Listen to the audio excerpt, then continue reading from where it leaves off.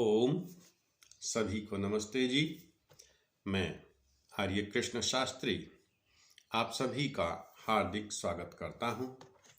आज हम सभी एक ऐसे प्रश्न पर विचार करेंगे जो समाज में बहुत अधिक प्रचलित है।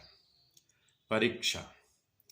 छोटा छोटा जब हम कोई कार्य करने लगते हैं और उसमें किसी प्रकार की कोई विघ्न, कोई बाधा उत्पन्न हो तो हम कहते हैं कि ईश्वर परीक्षा ले रहा है, भगवान परीक्षा ले रहा है, परमेश्वर परीक्षा ले रहा है।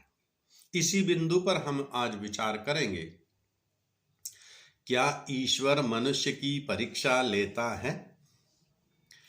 परीक्षा क्या है, इसे हम समझने का प्रयास करेंगे।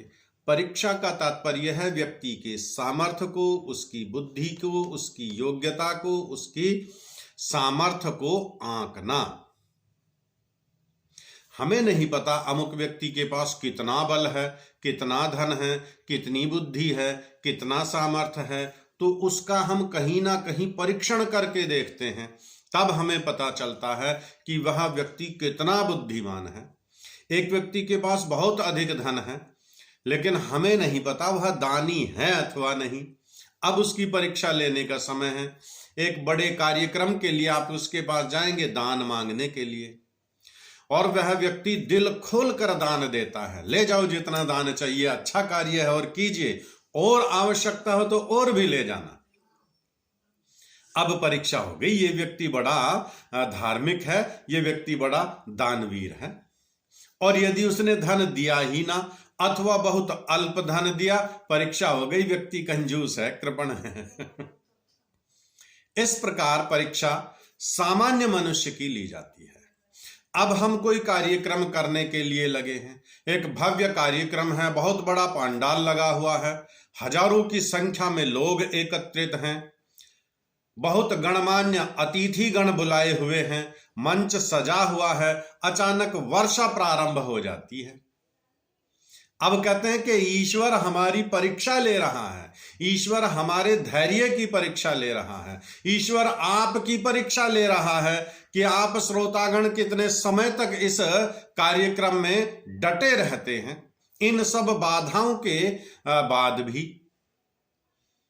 लेकिन तनिक विचार करेंगे, क्या वास्तव में ईश्वर को परीक्षा लेने की आवश्यकता है?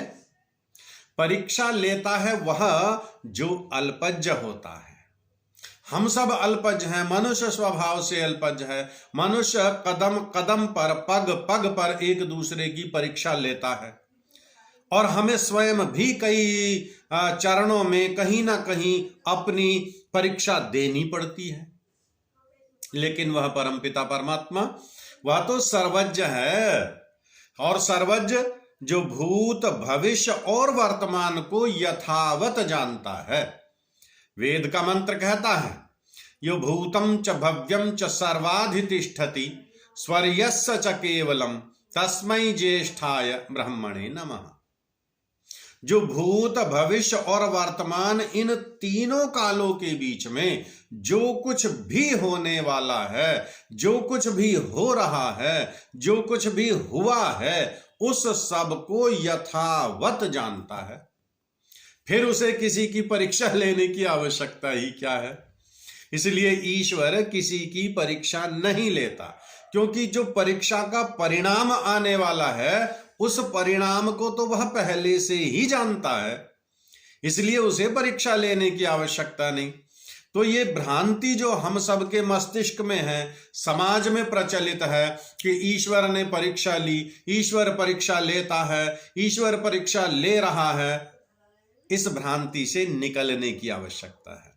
ईश्वर सर्वज्ञ है, उसे किसी की कोई परीक्षा लेने की आवश्यकता नहीं, उसके यहां सारा ज्ञान वर्तमान है। तो इस भ्रांति से हम स्वयं निकले और अपने सभी मित्रों को, संबंधियों को निकालने का प्रयास करें कि परमेश्वर को परीक्षा की आवश्यकता ही नहीं है, वह तो पहले से ही परिणाम को जानता है। परीक्षा लेना अल्पज्ञों का काम है, अर्थात मनुष्य का काम है, ईश्वर का नहीं। आप सभी का बहुत बहुत धन्यवाद। सभी को नमस्ते।